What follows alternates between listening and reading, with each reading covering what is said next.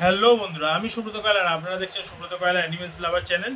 তো কিছু মাস আগে আমি কিছু সাপের ডিম রেস্কিউ করি। সেই ডিমগুলো রেস্কিউ করার পরে যেটা দেখি যে সেটা সম্ভবত দাঁড়ার সাপের ডিম, কিন্তু মানে তাও বুঝতে পারছিলাম যে ওটা কী সাপের ডিম। তো সেহেতু ডিমগুলো ফোটার অপেক্ষা করি। আফটার 60 days সেই ডিমগুলো ফোটে। সেই ডিমগুলো ফোটার পরে দেখি যে সে তার থেকে র্যাট স্নেক বেরিয়েছে, এবং সেই র্যাট স্নেকগুলো কীভাবে ফুটলো তার সম্পূর্ণ ফুটেজ, এবং সেটা ফোটার পরে আমি কি করলাম, সাপগুলোকে ছেড়ে দিলাম। টোটাল ফুটেজটাই আপনাদেরকে দেখাবো, এবং ফুটেজটা থেকে আপনাদের ভিডিওটা কেমন লাগবে অবশ্যই জানাবেন, এবং আমার চ্যানেলে ভিডিও ভালো লাগলে অবশ্যই চ্যানেলটিকে সাবস্ক্রাইব করবেন। তো চলুন দেখা যাক ভিডিওটা। তো এই হলো সেই ডিমগুলি বন্ধুরা যেগুলো আপনারা দেখছেন, এবং এই ডিমগুলোই আমি রেস্কিউ করে নিয়ে আসি। রেস্কিউ করে আনার পরে যেটা আমার মনে হয়েছিল যে এগুলো দাঁড়ার সাপের ডিম, তাও মানে কনফার্ম ছিলাম না, কারণ হচ্ছে যদি অন্য কোনো সাপের ডিম হয় সেহেতু আমরা মানে বাচ্চা ফোটার অপেক্ষায় ছিলাম যে এগুলো কী সাপের ডিম দেখার জন্য। বন্ধুরা ডিমগুলোকে এইভাবে আমি কন্টেনারের মধ্যে হ্যাজে বসিয়েছিলাম এবং সিঙ্গেলভাবে রেখেছিলাম, এবং 4টে ডিম জোড়া ছিল। তো সেই ডিমগুলোকে আমি ছাড়াবার চেষ্টা করিনি, কারণ যদি ডিমগুলো ফেটে যায় সেহেতু আমি ওইভাবেই ডিমগুলোকে মানে হ্যাজে বসিয়েছিলাম। হ্যাজে বসাবার পরে আমি প্রায় 60 দিন পর অপেক্ষা করেছিলাম। তো বন্ধুরা 60 দিন অপেক্ষা করার পরে যখন মানে চেক করতে গিয়ে দেখি যে ডিমগুলি থেকে মানে ফাট ধরেছে, এবং একটা ডিমের থেকে তো সাপের বডিও দেখা যাচ্ছে। তো যেটা বডির প্যাটার্নগুলো দেখে যেটা বুঝলাম যে এটা একটা ইন্ডিয়ান র্যাট স্নেক বা দাঁড়ার সাপ ডিম, এবং দেখে আমি তো খুবই খুশি যে এই সাপগুলির ডিমগুলো থেকে প্রত্যেকটা মানে 12টা ডিম এনেছিলাম, 12টার থেকেই বাচ্চা আর কি বেরাবে, কারণ 12টা ডিমই মানে পুরো ফুলভাবে মানে আর কি বেবি তৈরি হয়েছে ভেতরে, এবং সেগুলো ফেটে বাচ্চাগুলো আস্তে আস্তে বেরিয়ে আসছে। এটা একটা আলাদাই অনুভূতি বন্ধুরা, এবং আপনাদের সাথে যে বাচ্চা বেরোচ্ছে সেই ভিডিওটা আপ্রাণ চেষ্টা করছিলাম যে যাতে আপনাদেরকে দেখাতে পারি। এর জন্য একটা তো মানে খুবই একটা ঘটনা হয়েছে যে রাত্রি 3টে সাড়ে 3টে অবধি বসেছিলাম একটা ফুটেজ নেওয়ার জন্য যে সাপের বাচ্চাগুলো কীভাবে বেরোয় সেটা আপনাদেরকে যাতে আমি দেখাতে পারি। তো অবশেষে সেটাও সফলভাবে দেখলাম যে কী সুন্দরভাবে বাচ্চাগুলো আস্তে আস্তে ডিম ফেটে বাচ্চাগুলো বেরিয়ে আসছে ডিমের ভেতর থেকে, এবং ডিমের ভেতর থেকে বেরিয়ে ওরা কী সুন্দর মানে এত সুন্দর লাগে জিনিসটা যে আপনাদেরকে বন্ধুরা বলে বোঝাতে পারবো না।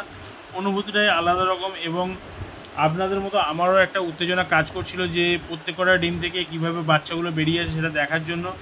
এবং ওই যে বললাম বন্ধুরা যে এই একটা ফুটেজের জন্য আমি রাত্রে 3টে সাড়ে 3টে অবধি জেগেছিলাম, যাতে আপনাদেরকে ভালোভাবে ফুটেজটা দেখাতে পারি যে ডিম থেকে কীভাবে বাচ্চাগুলো বাইরে বেরিয়ে আসছে। দেখুন বন্ধুরা, একটা ডিমের পর আর একটা ডিম মানে এরমভাবে একের পর এক ডিম থেকে আস্তে আস্তে বাচ্চাগুলো বেরোচ্ছে। এবং সবথেকে যেটা আমার সুন্দর লাগছিল বন্ধুরা যে আমার হাতের মধ্যে একটা সাপের ডিম, এবং সেই সাপের ডিম থেকে আস্তে আস্তে বাচ্চাগুলো বেরিয়ে আসছে। এটা বন্ধুরা একটা আলাদাই অনুভূতি। আপনাদের কি মনে হয় যে এটা একটা আলাদা অনুভূতি কি না?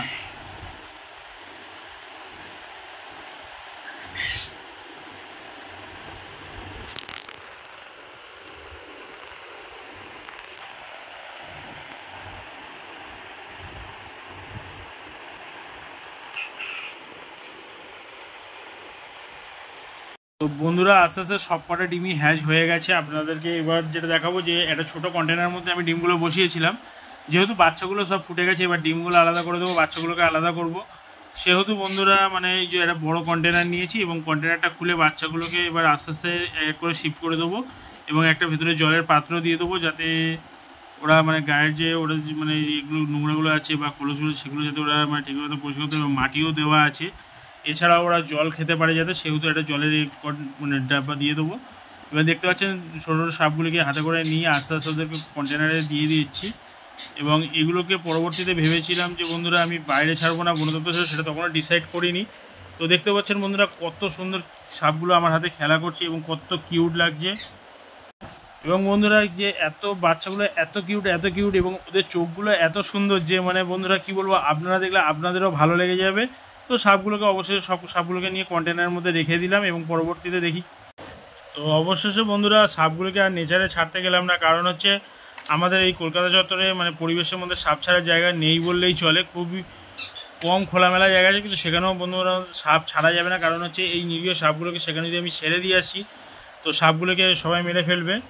তো আমি সেহেতু ফরেস্ট ডিপার্টমেন্টে কল করি, এবং ফরেস্ট ডিপার্টমেন্ট এসে খুব যত্ন সহকারে সাপগুলিকে নিয়ে নিলেন। এবং ভিডিওটি কেমন লাগলো বন্ধুরা অবশ্যই কমেন্ট করে জানাবেন, এবং চ্যানেলে নতুন হলে অবশ্যই চ্যানেলটিকে সাবস্ক্রাইব করে পাশে থাকবেন, এবং আরও নতুন নতুন রেস্কিউ এবং পেটস ভিডিও নিয়ে আপনাদের সামনে আবার হাজির হব।